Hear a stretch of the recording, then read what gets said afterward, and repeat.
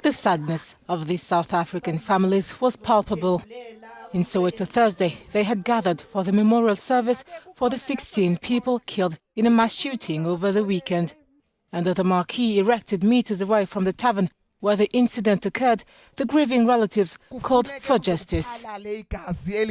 How many more lives are we supposed to lose? This is my brother. He had children and a wife. His family has no one else to rely on. Our plea to the government is that those who are responsible for the shooting should be found before we hold our brother's funeral. The police minister said Monday a manhunt had been launched for 5 suspects in the Soweto shooting. Speaking to the bereaved families, an ANC member vowed the government had heeded the pleas. The leadership that is here has heard all of what you've said. They've heard your pain. They need to make sure that those who are involved in this shooting must be punished. They must be punished. They must be punished. To avoid a repeat of the tragedy and stop the rampant crime wave sweeping South Africa, activists have urged the government to reduce gun availability. The 2019-2020 police crime statistics reports over 7,000 gun murders. Discussions between Chad and the International Monetary Fund have made progress. That's what the IMF spokesperson told a news briefing Thursday. The Sahelian country seeks to access the G20's common framework, but to benefit from the initiative which supports low-income countries with unsustainable debt, Chad needs a debt agreement among creditors. We need financing assurances and we need assurance on debt sustainability. So the creditor committee on Chad, we expect to continue to meet. We think it's essential, again, that an agreement be reached promptly with all creditors, including Glencore. Swiss mining giant Glencore is N'Djamuna's largest creditor with $1 billion all-for-cash loan. Prerequisites are also necessary for Zambia, since the Southern African nation wishes to unlock IMF funding. Yet again, Lusaka's Creditors Committee has to agree. If official creditors can succeed in providing the financing assurances, again, to Zambia within the next few weeks, we can then take that to our board for consideration of a program.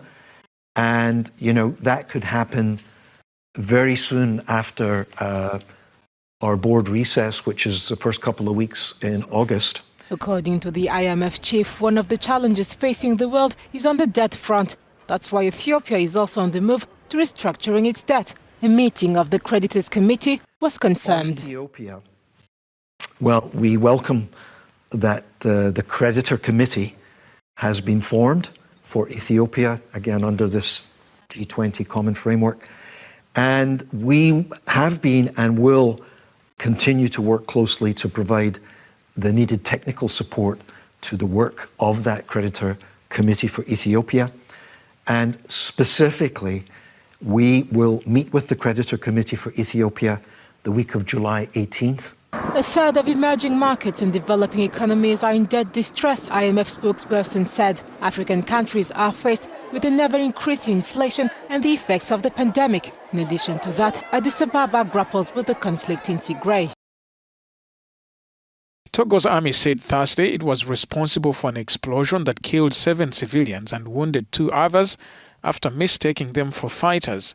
The blast occurred in the prefecture of Tone, near the border with Burkina Faso, where a militant insurgency from the Sahel threatens to spread to coastal West Africa.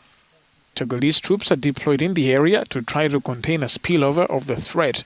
In a statement Sunday, the army said it had opened an investigation to determine the circumstances of the explosion and identify the perpetrators.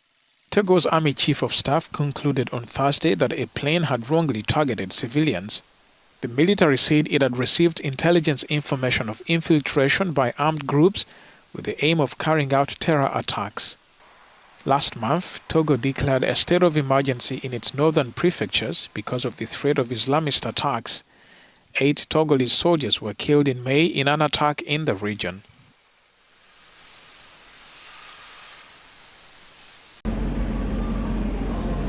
Tunisia and Algeria reopened their joint border on Friday after being closed for more than 2 years due to the pandemic. The decision had been announced at the start of July by President Abdelmadjid Tebboune to his Tunisian counterpart Kais Saied. Tunisia expects more than 1 million Algerian visitors this summer. The country badly needs tourist dollars to replenish its falling reserves. It made us very, very happy. It's been something very good for us because we had been waiting for it with impatience. So it was really good for us, and yes, we're very happy. The border post of Melula near Tabarka is the most important, with 25% of the entries of Algerians via this post in 2019. Visitors had to submit their COVID-19 documents for screening. I came for holidays because there's not a lot of visas this year, and we decided to come to Tunisia because it's close to us. Tunisia and Algeria enjoy strong ties. Middle-class Algerians often spend their holidays at the seaside resorts of Sousse and Hammamet, as well as the holy city of Kairouan. Large Algerian cities such as Annaba or Constantine are located not far from the border with Tunisia.